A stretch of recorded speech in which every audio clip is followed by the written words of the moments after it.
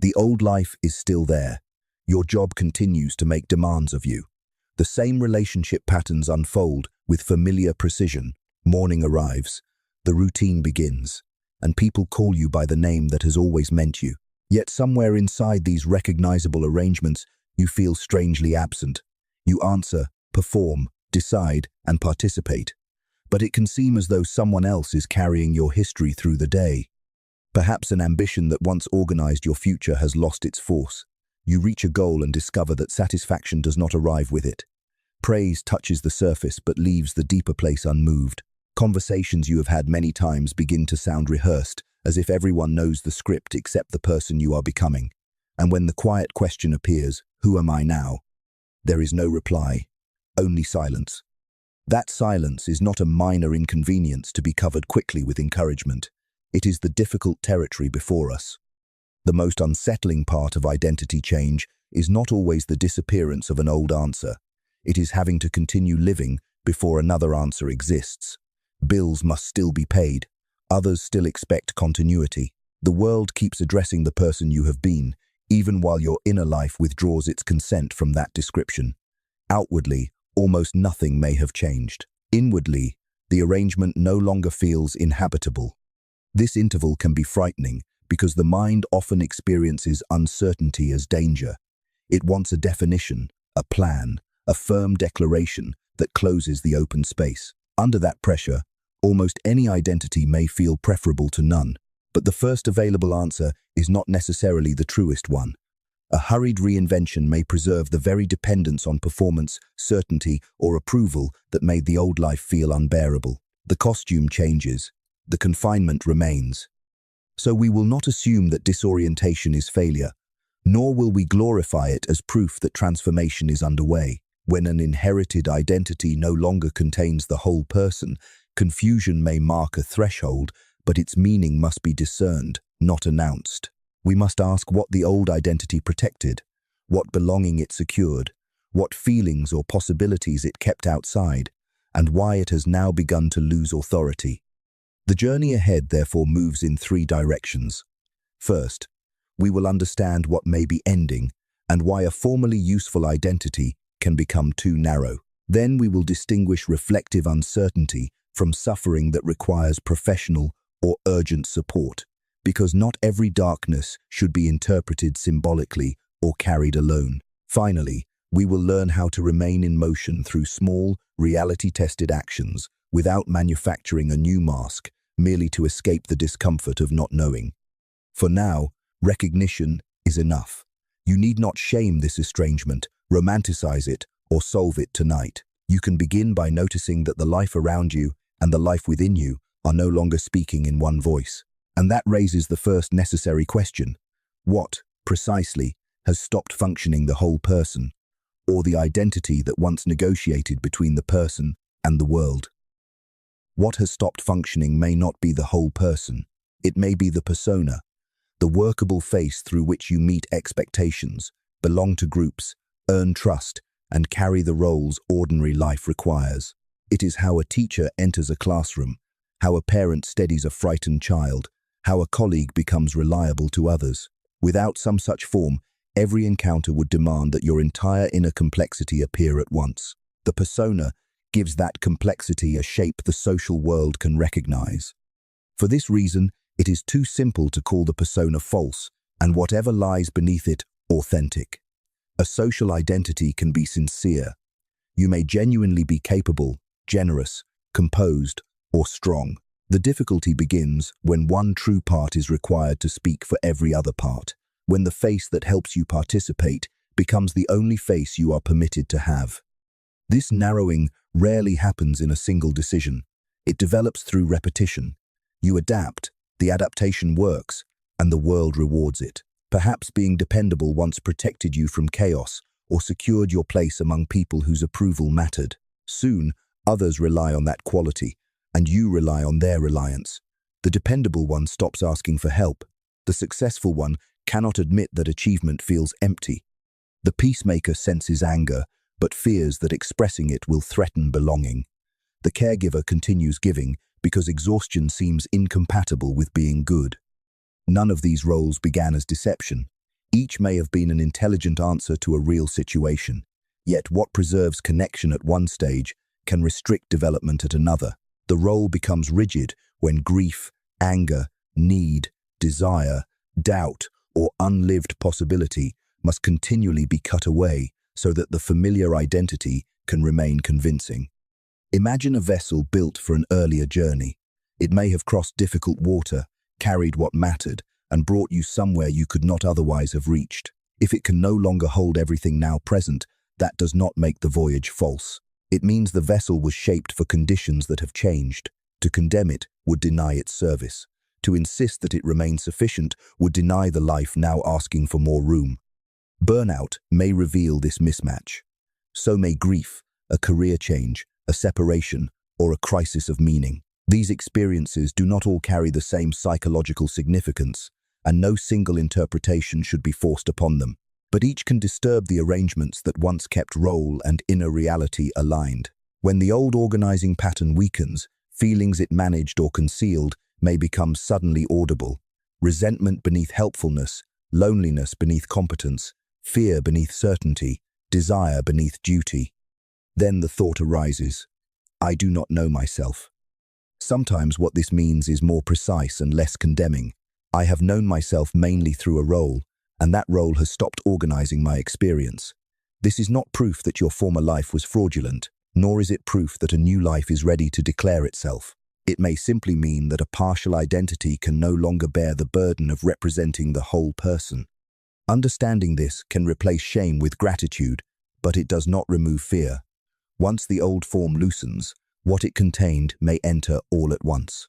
And before that fear is treated as evidence of transformation, a more sober question must be asked. Is this reflective uncertainty that can be held with care, or suffering that now requires professional or urgent support? That question may carry a fear deeper than uncertainty itself. When motivation disappears, when continuity weakens, when your own thoughts and reactions no longer feel familiar, you may wonder whether something meaningful is changing or whether you are breaking down. The honest answer cannot be supplied by atmosphere alone. Emptiness can accompany reflection, exhaustion, grief, illness, danger, or several conditions at once. Experiences that sound similar in language may require very different kinds of care. This is where interpretation must become humble. No story about transformation should overrule safety, basic care, or qualified professional assessment. A symbolic meaning may eventually belong to what you are living through, but symbolism is not a substitute for sleep, nourishment, medical attention, therapy, practical assistance, or protection from harm. If an interpretation asks you to ignore danger in order to preserve its beauty, it is not serving you. Reflective uncertainty may be painful while still leaving some capacity to observe what is happening. You may remain able to meet basic necessities, recognize shared reality, maintain some connection with others, and consider more than one explanation for your experience. Even then, support can be valuable. You do not need to reach a crisis before speaking with a qualified professional. But when distress becomes severe or rapidly worsens, when ordinary self-care becomes difficult to manage, when your grasp of reality feels disrupted, or when you feel unsafe, the priority changes. If you cannot reliably attend to daily necessities, are concerned that you may harm yourself or someone else, or sense that immediate danger is present, seek urgent or crisis support where you are. Contact emergency services or a local crisis resource and involve a trusted person who can remain with you if possible. This is not a diagnosis of what your experience means. It is a conservative boundary. Danger and serious impairment deserve direct response. The language people use around identity distress often returns to fear, anxiety, loneliness, and burden. The longed-for answers return just as often to peace, healing, guidance, and breakthrough. That pattern tells us something about the human wish to find relief and meaning. It does not tell us how common any condition is, nor does it establish what treatment an individual needs. Longing for a breakthrough can make a redemptive explanation especially attractive. Yet the more compelling the story becomes, the more carefully reality must be consulted. Two errors stand opposite each other here. One is to call every disturbance of identity an illness, reducing a complex inner transition to something merely defective. The other is to call every serious symptom an initiation, turning suffering into evidence that a profound awakening must be near. The first can erase meaning. The second can erase danger. Neither respects the whole situation. Care and meaning do not have to compete. Therapy may help you observe what emerges without being overwhelmed by it. Medical care may address conditions that reflection alone cannot resolve. Community support may restore the ordinary rhythms that make deeper inquiry possible. Inner attention may continue beside all of these. Seeking help does not disprove that your experience has psychological or personal significance. It may be what allows that significance to be approached without sacrificing your safety to it. So the immediate question is not, is this a collapse or a transformation? It is simpler and more responsible. What support would make honest observation safer today? The answer may need to be reconsidered as conditions change. Once safety has been placed before symbolism, however, some uncertainty may remain painful, inhabitable, and not yet resolved. Then another question becomes possible. If the old identity no longer organizes your life and danger is being met with appropriate care, what might this interval be asking you to include that the former identity could not? If appropriate support is in place and the uncertainty remains open to reflection, the symbolic question can return. One Jungian framework for approaching it is individuation. In ordinary language, individuation means becoming more internally integrated, allowing a wider range of experience to enter conscious life and developing a more honest relationship among the different parts of the personality. It does not guarantee improvement.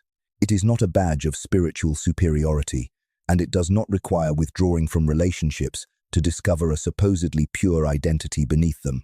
A person may become more individual precisely by relating more truthfully, by participating without disappearing into the role that participation demands. The interval can feel like a corridor. The room behind you is familiar, but you can no longer live there without abandoning too much of yourself. The room ahead remains indistinct. You cannot yet see what belongs in it, what must be left out, or even what kind of life it will hold. The corridor offers little reassurance because it is designed for passage, not permanent settlement. Yet for a time, passage is where you are. Uncertainty belongs to this threshold. If the emerging pattern could be described completely in the language of the former identity, very little would be changing. The old narrator would still be selecting what matters, explaining every feeling, and assigning every part its familiar place. Something more inclusive cannot be fully understood by the vocabulary that maintained the earlier exclusions. This is why grief, anger, desire, limitation, creativity, or dependency may become more noticeable now. Their appearance does not mean each one is wise, final, or entitled to direct your life. Anger can reveal a violated boundary without deciding how you should respond. Desire can disclose neglected vitality without proving that every longing should be pursued. Dependency can challenge the fantasy of self-sufficiency without asking you to surrender discernment. What emerges is information. It must still enter relationship with consequence, responsibility, and reality. Here, the contrast is not between a false persona and a flawless hidden person. It is between a persona that has claimed too much authority and a larger psyche containing tensions the persona could not represent. The deeper self, in this framework, is best understood as an orienting image of wholeness, not a perfected personality, an infallible inner voice, or a supernatural source of instructions. Wholeness does not mean that conflict disappears. It means that fewer parts must be denied in order for one part to remain in control. Then the apparent loss of self-description may sometimes be reconsidered. Perhaps the self has not vanished. Perhaps the voice that once narrated everything has lost its monopoly before a broader form of authorship has developed. The silence feels empty because no single role can yet speak convincingly for the whole.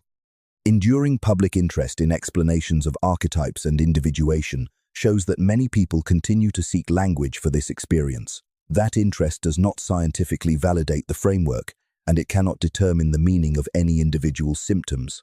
The phrase, possible threshold, remains an invitation to inquiry, never a diagnosis or prediction. Still, this interpretation can bring cautious relief. You may not be failing to produce an identity. You may be learning not to confuse one organizing role with the totality of your life. But relief creates its own temptation. If a larger identity may be forming, why not escape the corridor? by deciding immediately what it is. Because uncertainty is difficult to inhabit, the mind begins looking for an exit almost immediately. A fresh label appears and seems to explain everything. A new relationship promises to confirm who you really are. A belief system arranges confusion into certainty. A career plan gives the future a clean outline. Or the phrase, authentic self, arrives with the intoxicating suggestion that every conflict can now be left behind. The relief may be genuine, but relief is not the same as integration. The new identity may sound unlike the old one, while depending on precisely the same structure. Worth is still earned through performance. Certainty is still borrowed from approval, opposition, or belonging. Complexity is still edited until one acceptable version remains. Only the terms have changed. The fastest new identity is often the old survival strategy, wearing unfamiliar clothes. The exhausted achiever may renounce ambition and become the perfect minimalist, measuring worth through how little is needed and how serenely detachment is performed. The compulsive caretaker may discover boundaries, then become proudly unreachable, treating every request as an intrusion and every need as captivity. The conformist may become a visible rebel who must reject everything conventional, still allowing the surrounding culture to determine each choice only now by reversal. In every case, apparent liberation conceals a familiar demand. I must become someone definite enough that uncertainty can no longer touch me. This is where shadow work can be useful, provided it remains modest. It need not mean searching for a mystical personality hidden beneath ordinary life. It can begin as the practical observation of motives, qualities, and needs that a preferred self-description refuses to admit. What must be excluded for this new identity to remain convincing? Is there grief beneath the reinvention? Fear beneath the performance of independence? A hunger for approval beneath rebellion? Aggression beneath moral purity? These questions do not invalidate change. A new direction may be necessary. A boundary may be overdue. A vocation may genuinely have ended. But the presence of truth in a movement does not make every motive within it transparent. One part can move toward freedom, while another quietly seeks applause, protection, revenge, or escape. To notice that mixture is not hypocrisy. It is honesty, becoming more spacious. Wholeness is therefore different from perfection.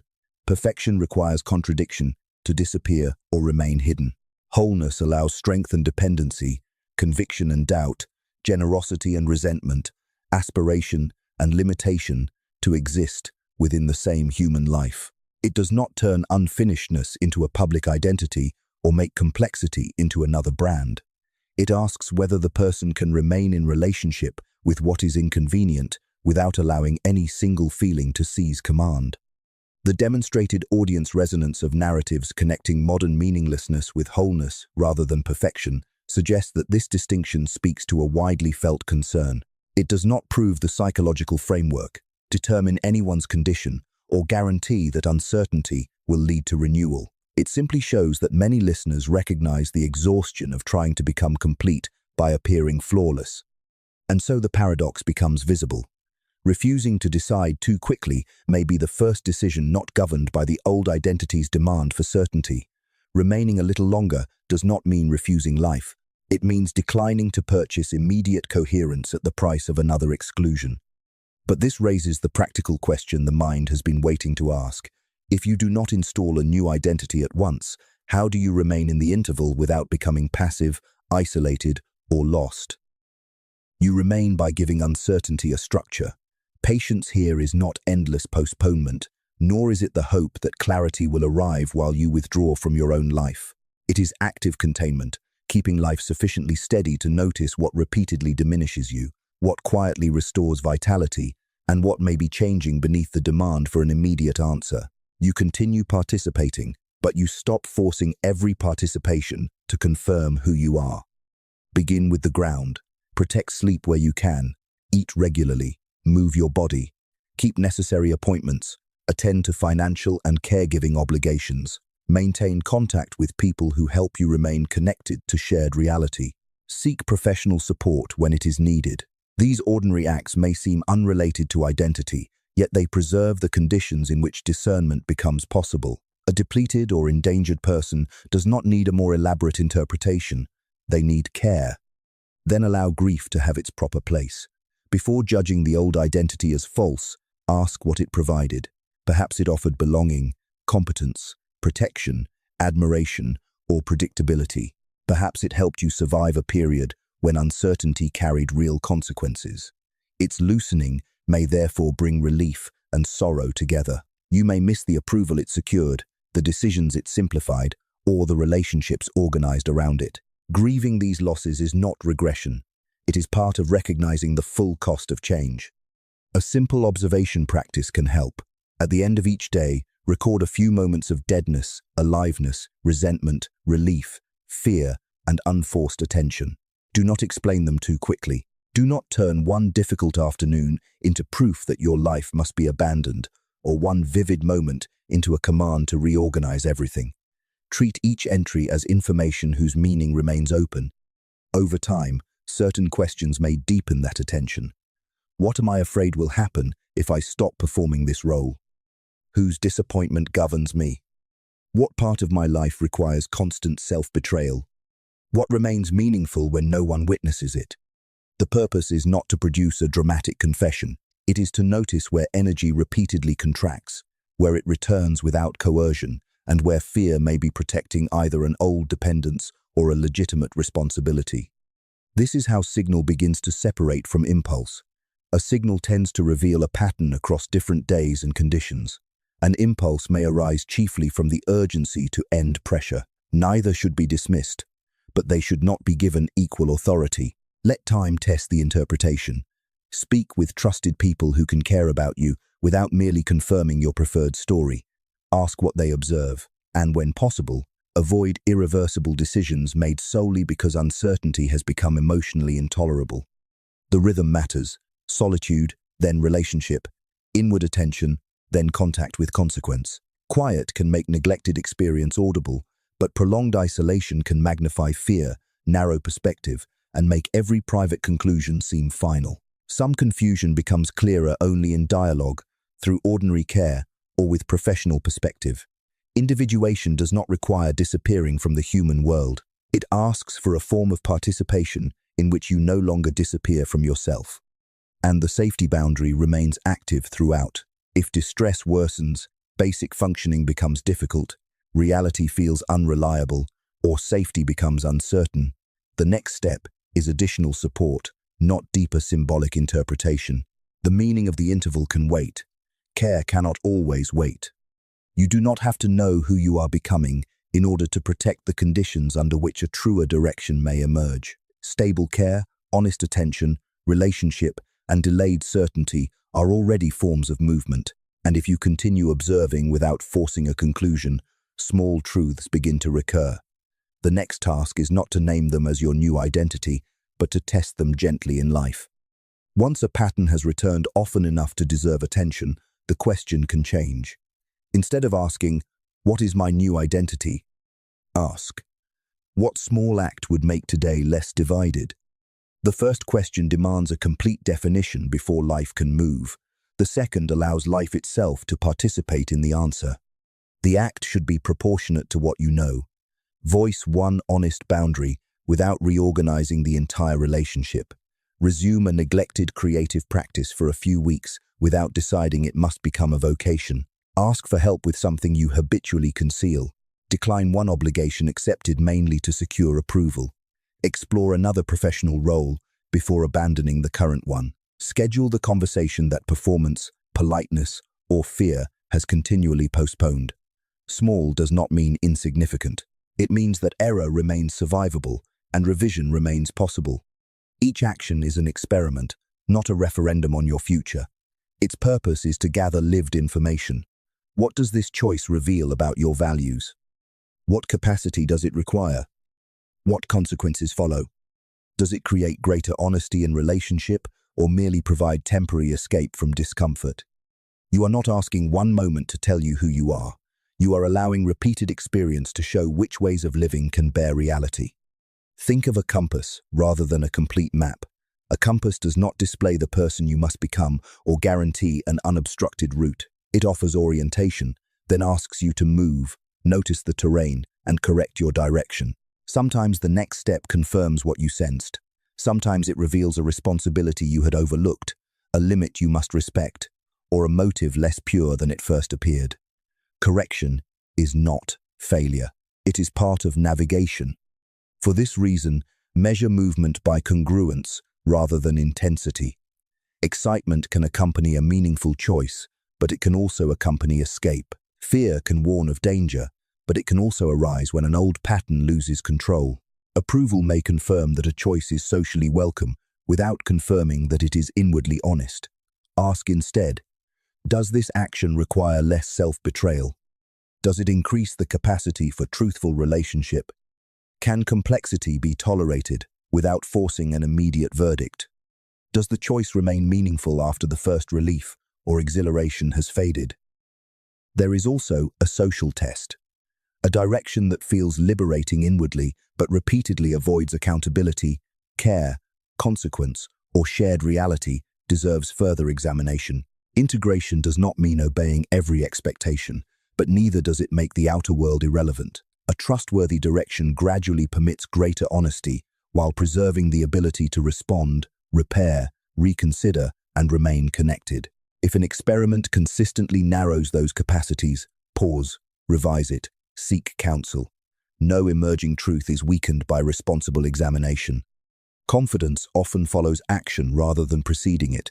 The achiever may practice resting without turning rest into another measure of excellence. The caregiver may ask for reciprocity without renouncing the genuine capacity to care. The person after separation may spend chosen time alone without declaring isolation a permanent destiny. Each is doing something quieter than reinvention, altering an old agreement, observing what happens, and allowing a broader response to become possible. Through such repetitions, identity begins to take shape behind the actions that express it, not as a proclamation, but as a series of lived agreements with reality, revisable, accountable, increasingly whole. The next life does not need to arrive all at once. It may first appear as one boundary that holds, one desire that survives scrutiny, one relationship made more honest, one choice that still matters when no one applauds. And these acts prepare the final question. What kind of identity can include the former self, the once excluded self, and the still unknown self, without requiring any one of them to rule alone? The answer may be a wider identity, one that does not ask the former self to disappear. The old life may still be visible around you, its duties, relationships, competencies, and familiar ways of being, but your task is no longer to squeeze yourself back inside its boundaries, nor must you destroy it to prove that change is real. What once carried you can remain part of your history without remaining the measure of your entire existence. The persona was not necessarily a lie. It was useful, adaptive, and partial. Its loosening can therefore feel less like liberation than loss, because even a restrictive form may have provided order and belonging. If that loss becomes severe, if functioning declines, reality becomes unreliable, or safety is uncertain, support must come before interpretation. But when care is present and reflection remains possible, uncertainty may become more than an absence. It may become the place where a broader relationship with yourself begins. This changes what it means for an identity to die. The past is not erased, its authority is revised. Skills can be kept without being performed for worth. Loyalties can be honored without requiring self-abandonment. Memories can be carried without becoming instructions. Former roles can still be entered when they serve life, then set down when they have finished their work. Integration does not put the old self on trial. It gives that self a rightful place among other truths. A more inhabitable life can hold what the narrower identity divided. Strength may stand beside need. Belonging may coexist with independence. Grief may accompany desire. Responsibility may remain while aliveness returns. Continuity and change need not cancel each other. Wholeness is not the victory of one side. It is the growing capacity to let opposing realities inform one another without allowing either to claim the whole field. No one can promise what this interval will produce. It may lead toward changes you can already sense, or toward forms you cannot yet imagine. Some experiments will clarify direction. Others will reveal limits, obligations, or motives requiring revision. Yet the absence of a finished identity is not the absence of a meaningful next step. You can move without pretending to know the destination. So notice one role that now feels too small. Notice one neglected truth, asking for patient attention rather than immediate obedience. Identify one source of support, a trusted person, a professional, a community you should contact instead of carrying the uncertainty alone. Then choose one reversible action that would make your actual life slightly more inhabitable. Let it be modest enough to examine, honest enough to matter, and grounded enough to include consequences. The aim was never to discover another perfect identity and defend it. It was to create room for more of your life to participate, what protected you, what was excluded, and what has not yet found language. The next chapter may not announce itself through a name, a revelation, or a dramatic break. It may begin more quietly, as a life in which less of you must remain outside.